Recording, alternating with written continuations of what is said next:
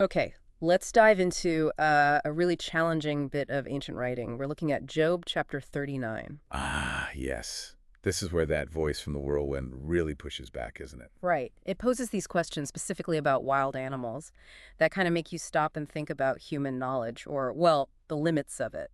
It's striking how it just jumps right in, Hmm. asking about things we might, think we manage, but framing them as completely outside our control. Totally. It gets personal fast. Like, do you know when the mountain goats give birth? Do you watch when the dew bears her fawn?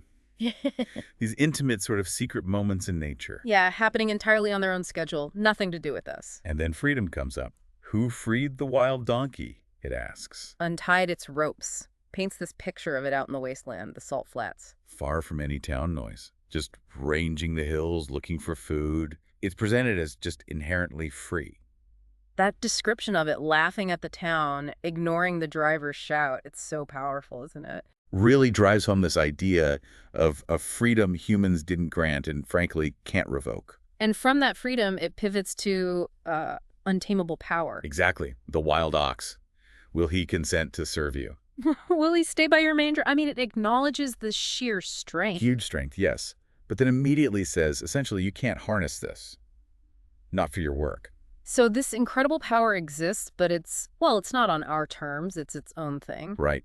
Then it shifts gears from that raw power to something else, the ostrich. Ah, the ostrich describes it leaving its eggs exposed, maybe seeming a bit unwise. Yes, it highlights what looks like foolishness to us, but then there's this amazing contrast. Yet when she spreads her feathers to run, She laughs at horse and rider, just astonishing speed. so what seems like a flaw is paired with this power that just leaves human efforts, even military tech of the time, in the dust. It literally laughs at pursuit. It's incredible. And speaking of horses, the war horse gets its own section. Oh, absolutely. Yeah. Again, it asks you, do you give the horse his strength?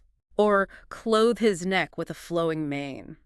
It describes this fearless creature, its pride. It's snorting, it's eagerness, pawing the ground, impatient for the battle trumpet, no fear at all. It's just waiting for that signal to charge. And it's excitement, that drive, the way it just eats up the ground. The text presents these as innate, just part of its being. So even if humans train it, use it, the fundamental spirit, that power isn't from us. Precisely. It's inherent. And then finally, the perspective shifts upwards to the sky. Right. Does the hawk take flight by your wisdom? Or the eagle. Does Right. the eagle soar at your command? And he talks about its nest high up on the cliffs, inaccessible. Its stronghold and that incredible eyesight spotting prey from, well, who knows how far away. It's young feeding on blood. It's a picture of total dominance in its realm.